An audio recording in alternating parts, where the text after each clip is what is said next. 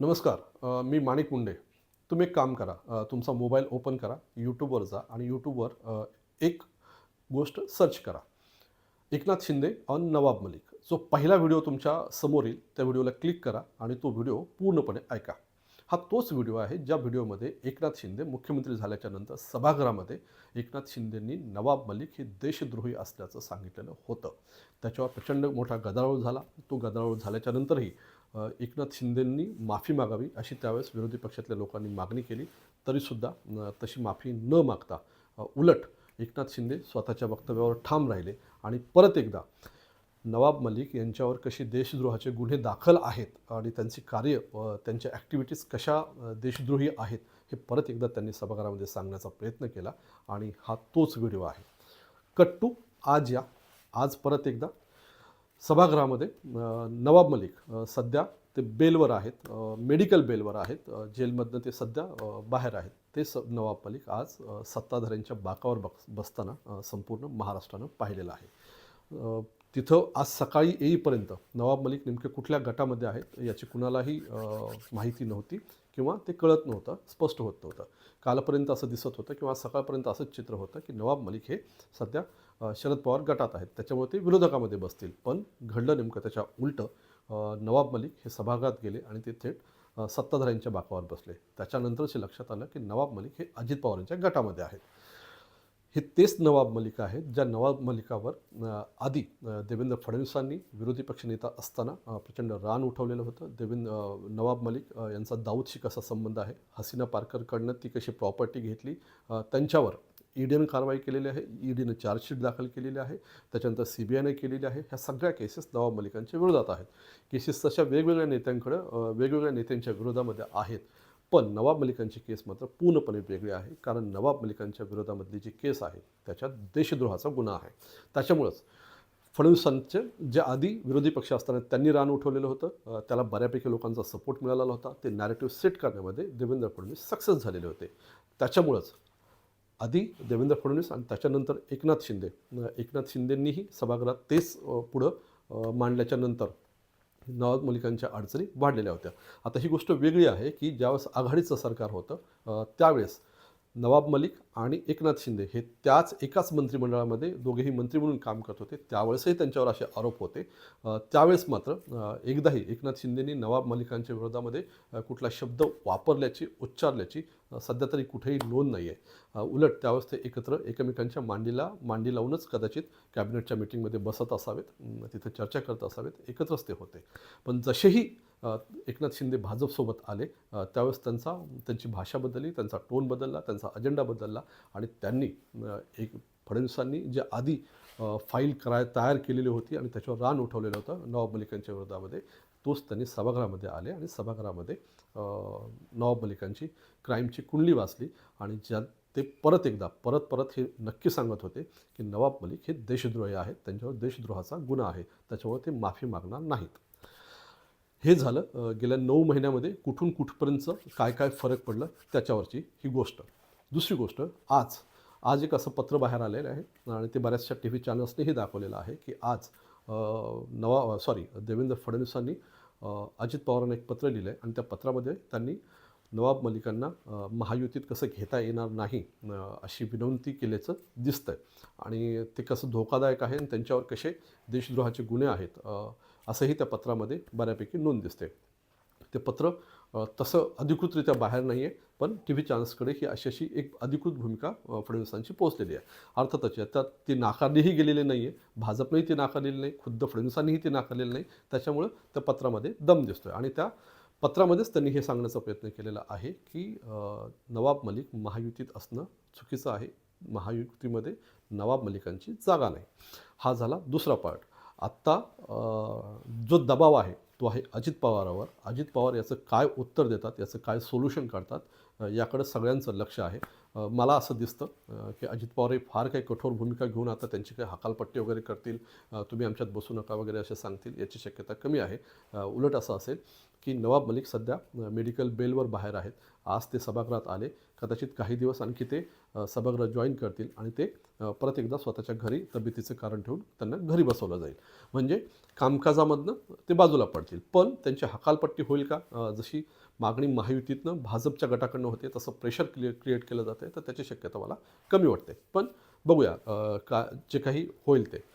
पण गोष्ट अशी ही क्लिअर होते की नवाब मलिकांच्या आजच्या तेवढ्या एका ॲक्टमुळं त्यांच्या सत्ताधाऱ्यामध्ये बसण्याच्या जाऊन बसण्यामुळं भाजपचं, महायुतीचं, त्यातल्या त्यात भाजपचं हे प्रचंड मोठं नुकसान नैतिकदृष्ट्या नुकसान होताना दिसतं आहे. कारण नॅरेटिव्ह सेट करण्यासाठी भाजपची जी धडपड चाललेली असते त्याला आज नवाब मलिकांमुळं धक्का बसताना दिसतो आहे. हे तेच नवाब मलिक आहेत. ते आमच्याकडे यावे, आपल्या गटात यावे याच्यासाठी दस्तूर खुद्द अजित पवारांनी जाऊन नवाब मलिकांच्या घरी जाऊन त्यांची भेट घेतलेली होती. शरद पवार गटाची माणसंही त्यांना भेटलेली होती. जयंत पाटील खुद्द भेटायला गेलेले होते. एवढं सगळं झाल्याच्या नंतरसुद्धा नवाब मलिकांनी मात्र अजित पवारांसोबत राहणं पसंत केलं. कदाचित त्यांना असं वाटत असेल की सत्ताधारी अजित पवार सत्तेत आहेत, त्याच्यानंतर भाजपसोबत आहेत, तर त्यांना त्यांची बेल वाढून मिळू शकेल, त्यांच्यावर असलेले गुन्हे कमी होऊ शकतील. कारण भाजपकडं आत्तापर्यंत जे नेते गेलेले आहेत, ज्यांच्यावर गंभीर आरोप आहेत, उदाहरणार्थ हसन मुश्रीफ, त्यांच्याविरोधातही ईडीची केस आहे. उदाहरणार्थ ज्यांच्या विरोधामध्ये पुरावे आणि आरोप किरीट सोमय्यांनी केलेले आहेत, ते सगळे नेते परत भाजपसोबतच गेलेले आहेत. कुणी कदाचित ते शिंदे गटात असतील, पण हे सगळे नेते भाजपसोबत गेलेले आहेत. हे उभ्या महाराष्ट्रानं पाहिलं आहे, हा पूर्ण देश पाहतो आहे. भाजप हे एक वॉशिंग मशीनसारखं असल्याचं दिसतं आहे आणि त्याच्यावर प्रचंड मोठा आरोप प्रत्यारोपही झालेले आहेत. असं असतानासुद्धा कदाचित नवाब मलिकांना असं वाटलं असेल की त्यांचा फायदा आजच्या घडीला, आजच्या स्थितीमध्ये अजित पवार गटामध्ये राहण्यातच आहे. कारण अजित पवारच आहेत की जे त्यांची सुटका करू शकतात ह्या सगळ्या केसेसमधनं, सगळ्या गुन्ह्यामधून. नवाब मलिकावर असलेले गुन्हे जे आहेत तर ते गंभीर स्वरूपाचे आहेत. कुर्ल्यामध्ये एक प्रॉपर्टी आहे, ती प्रॉपर्टी नवाब मलिकांनी स्वतः विकत घेतली. त्याच्यासाठी हसीना पारकर, जी दाऊदची बहीण आहे, तिला पैसे दिले आणि हे एक मनी लॉन्ड्रिंगचं प्रकरण आहे. या सगळ्याच्या मुळाशी दाऊद इब्राहिम आहे आणि त्याच्यामुळंच ईडीनं त्यांच्यावर केसेस दाखल केल्या. CBIची जी काही केसेस आहेत तीही दाखल केलेली आहे, पोलिसांच्या केसेस आहेत. आणि हे सगळं याच्यातला सगळ्यात गंभीर गुन्हा जो आहे तो आहे देशद्रोहाचा. आणि त्या एका गुन्ह्यामुळंच नवाब मलिक यांची स्वतःची अडचण झालेली दिसते. त्यांच्यामुळं अजित पवारांची आत्ता अडचण झालेली दिसते. त्यांच्यामुळं भाजपची अडचण झालेली दिसते. त्यांच्यामुळंच एकनाथ शिंदेंची मुख्यमंत्री म्हणून अडचण झालेली दिसते. आणि ह्या सगळ्यांची झालेली अडचण तशी करण्यामध्ये आज अंबादास दानवे पण यशस्वी झालेले दिसत आहेत. शिवसेनेचे जे नेत्यांनी आज नॅरेटिव्ह सेट करण्याचा प्रयत्न केला, त्याच्यामध्ये सुषमा अंधारे वगैरे त्यांचीही जी वक्तव्य आलेली आहेत त्याच्यावरही दिसतं आहे की आजचा दिवस, नवाब मलिकांच्या मुद्द्यावरचा दिवस, आजचा दिवस हा मात्र विरोधकांकडे गेलेला आहे. पण असं पहिल्यांदा घडतं आहे का? आता खरं तर कुठल्या तोंडानं अजित पवार नवाब मलिकांना म्हणतील? कारण अजित पवार यांच्यावरसुद्धा भाजपनं एक नाही, दोन नाही, तर 70,000 कोटी रुपयांच्या घोटाळ्याचा आरोप केलेला होता. हा सिंचन घोटाळा महाराष्ट्रानं पाहिलेला आहे. हा सिंचन घोटाळ्यावर बऱ्यापैकी रान खुद्द फडणवीसांनी उठवलेलं होतं आणि दस्तूर खुद्द पंतप्रधान नरेंद्र मोदी यांनीसुद्धा अजित पवारांचं, राष्ट्रवादीचं नाव घेऊन त्यांच्यावर त्यांनी आरोप केलेले होते की हे कसे 70,000 कोटी रुपयांच्या घोटाळ्यामध्ये लिप्त झालेले आहेत. हे तेच अजित पवार आहेत ज्यांच्यावर खुद्द नरेंद्र मोदींनी आरोप केलेला होता. हा म्हणजे नवाब मलिकांचा एक पार्ट झाला. दुसरा पार्ट अजित पवारांचा झाला. अजित पवारांना सोबत घेतल्याच्या नंतर ज्यावेळेस घेतलेलं होतं त्यावेळेससुद्धा भाजपची जी नैतिकतेची बाजू होती ती आपोआप लंगडी झालेली होती. साधन शुचितेचं जे राजकारण करण्याचा प्रयत्न, पार्टी डिफरन्स, हे जे राजकारण करण्याचा भाजप प्रयत्न करत होतं त्याला ठेच त्यावेळेसही पोचलेली होती ज्यावेळेस अजित पवार भाजपसोबत आलेले होते. पण सत्तेसाठी सगळी गणितं जुळवण्याचा तो प्रयत्न होता, तो दिसत होता. बरं, हे फक्त अजित पवार आणि नवाब मलिक यांचंच होतं का? तर असंही नाही आहे.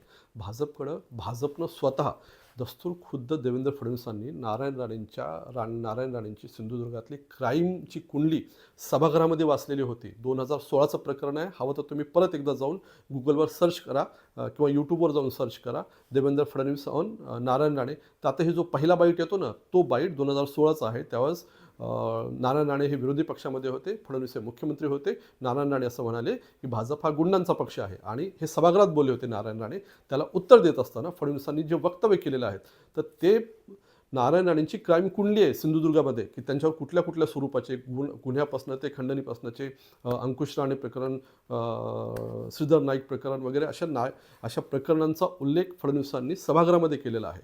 तो वाचण्यासारखा आहे. असेच ज्यांच्यावर भाजपनं गंभीर आरोप केलेले होते ते सगळे नेते नंतर मात्र भाजपात गेलेले दिसले. त्याच्यामुळंच भाजपचं जे शुचितेचं राजकारण आहे, ती जी इमेज आहे ती बाजूला पडली आणि भाजप हा सुद्धा सत्तेसाठी सगळं काही सगळं काही करणारा पक्ष आहे, अशीच प्रतिमा त्यांची आत्ता तरी महाराष्ट्रामध्ये उभी राहताना दिसते. आणि त्याच्यातही परत एकदा आज जे काही नवाब मलिकांचं जे प्रकरण झालेलं आहे, नवाब मलिक ज्या पद्धतीने महायुतीत जाऊन बसलेले आहेत आणि ते प्रत्यक्ष मांडीला मांडी लावून जरी ते बसलेले नसले तरीसुद्धा त्यांची रांग एक आहे, त्यांचे बाक एक आहे, त्यांची बाजू एक आहे. त्याच्यामुळं भाजपचं नुकसान होताना दिसतं आहे. त्याच्यातही मी जे म्हणालो की 2016ला त्या प्रकरणामध्ये उत्तर देत असताना फडणवीस असं म्हणाले होते, त्याच्यात त्यांची एक शायरी होती. नारायण राणेंना ते उत्तर देत होते की जिनके घर शीशे के होते हैं वो दूसरों के घर पर पत्थर नहीं फेका करते. मला असं वाटतं की फडणवीसांनी आणि भाजपनं तो बाईट, तो शेर परत एकदा जाऊन ऐकण्याची पण गरज आहे. कारण त्याच्यामुळं भाजपचं नुकसान होताना दिसतं आहे. तुम्हाला जर एखादा तुमचा काही अँगल असेल, तुमची काही माहिती असेल शेअर करायची असेल तर तुम्ही ती कमेंट बॉक्समध्ये नक्की सांगू शकता. चॅनल सबस्क्राईब करा, शेअर करा, लाईक करा.